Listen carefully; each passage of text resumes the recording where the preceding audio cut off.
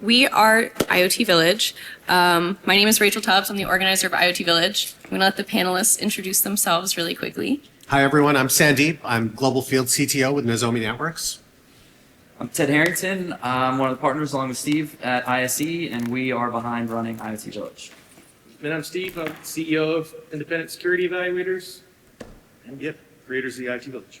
Cool. So to start, I want to hear from Steve and Ted really quick. Why did you start IoT Village 10 years ago?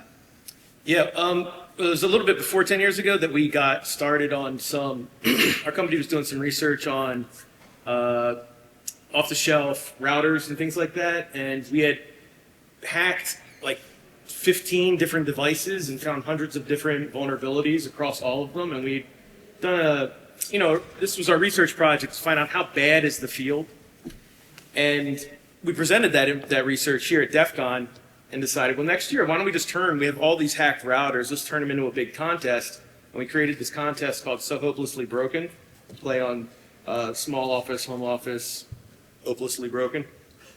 And that was a big hit. That was like 2014, and they put us, we were in the back, we were like one table in the back of the wireless village at the time.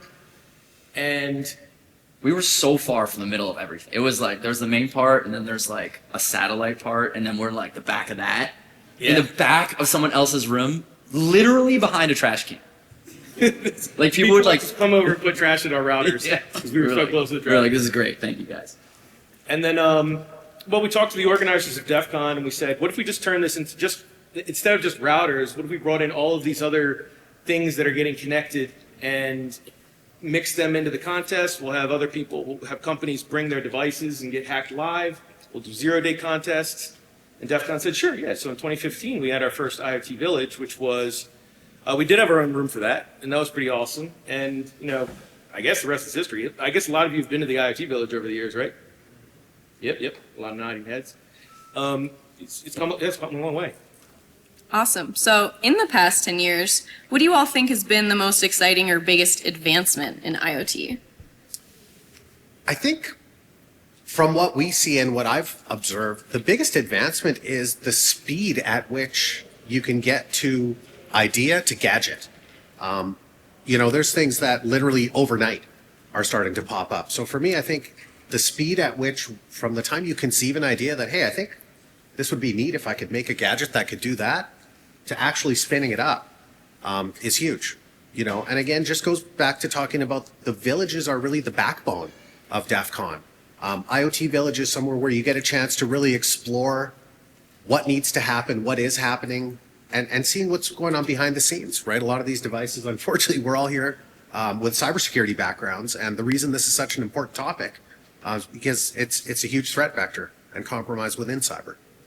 And it's funny when you talk about everything gets a connection so much faster. That's exactly what we were seeing in the whole premise of the village. A lot of the times does it need to be connected? It seems like a very boomer type of mentality.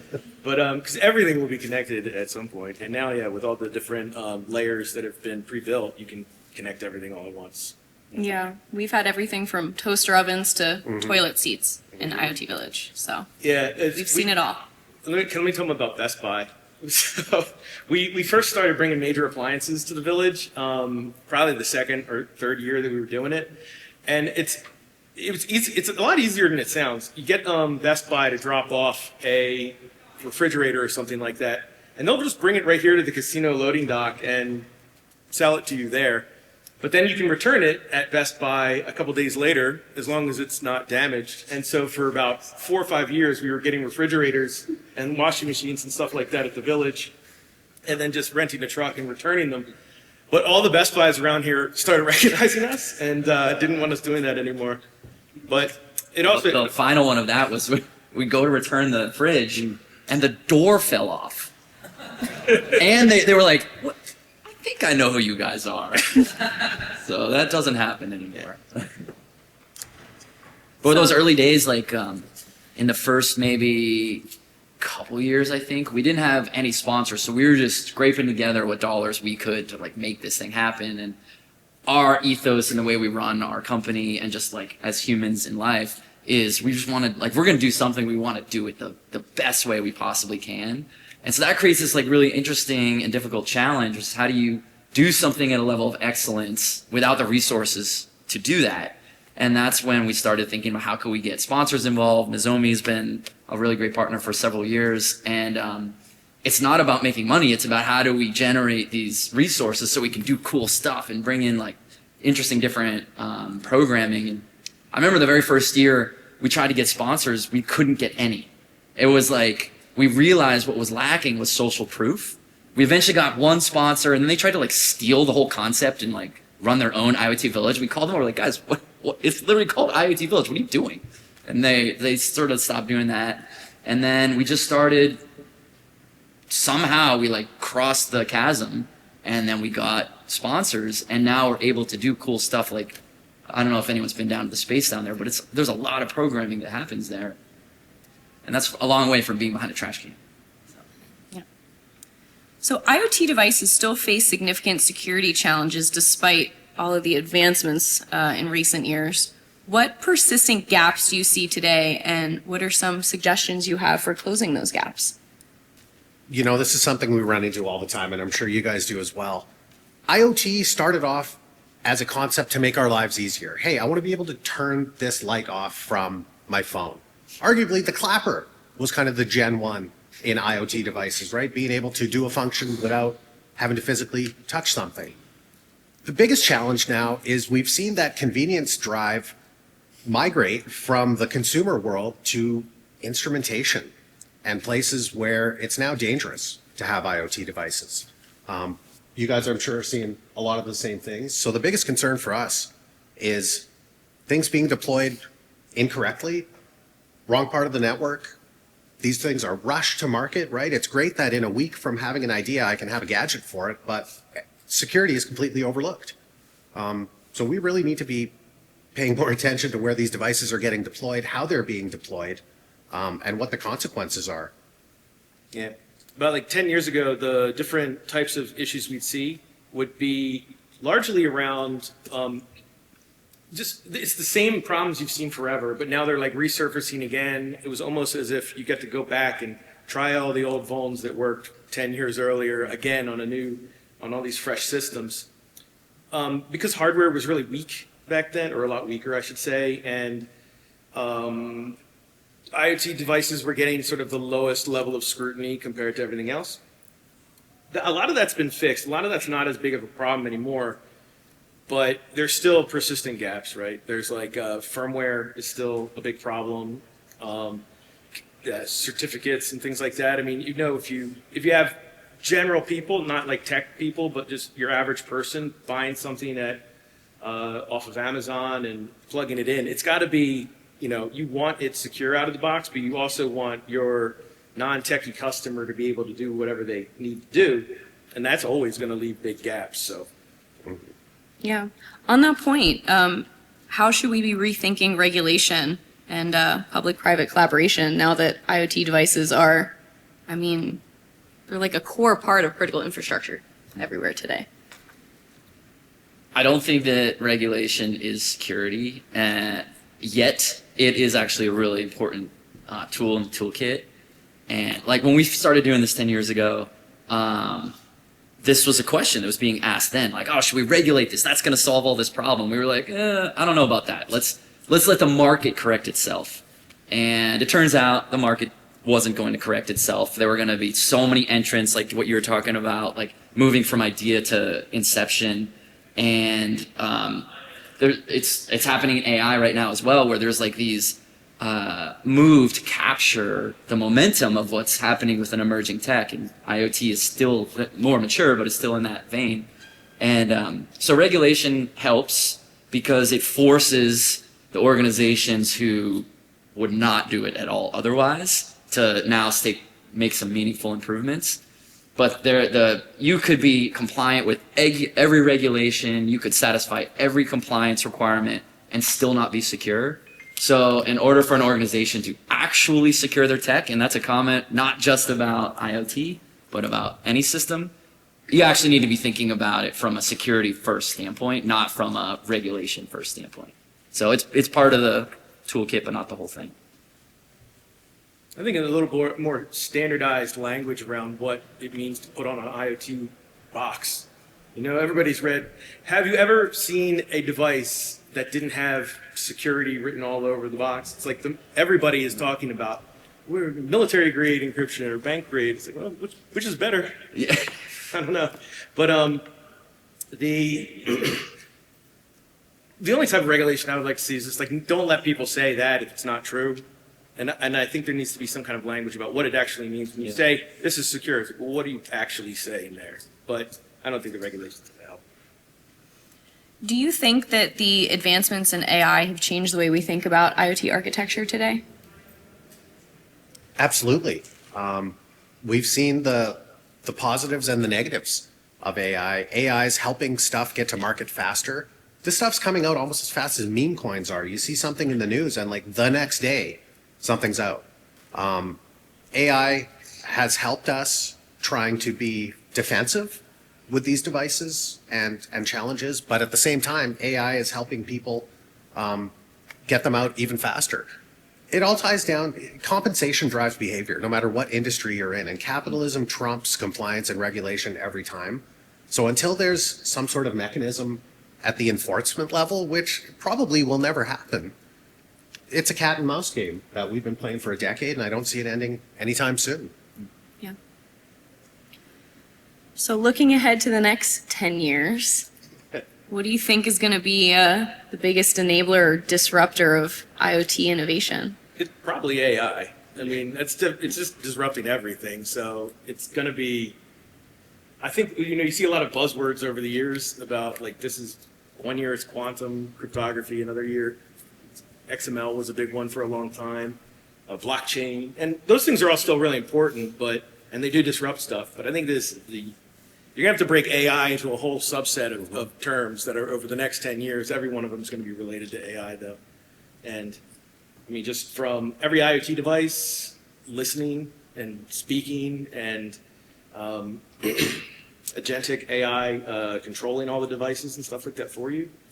Yeah, it's going to be wild. It's going to be amazing to think of agentic AI like calibrating your smart home for you. It like knows learns your preferences, and then it will just cool it or warm it or turn on lights or get the oven going. Like, it's kind of awesome when you think about it. It's also terrifying when it's going to be wrong. Everything's a Black Mirror episode. Yeah. Exactly. And that kind of reinforces, again, the importance of IoT Village, right? This is a forum and an area for people to get together and discuss these type of things, and even further, build them, reverse engineer them, break them, find the vulnerabilities, and share that information with everyone else. AI lets people that have no idea what they're doing do things they shouldn't be doing. And it's getting worse. Yeah. I remember some of the early days of IoT Village. There's this one person in particular comes through the whole space. We're showing them the thing, and at the end of it, this person was like, "Oh, this is pretty cool." And then there's this like very pregnant pause, and they're like, "But who cares?" And at first we were like, "Well, what do you mean who cares? We've put all this time into this." And what they're getting was a good question, which is like, "Well, who cares if your smart light bulb can be hacked? Like they flicker the lights on or off. Who cares?"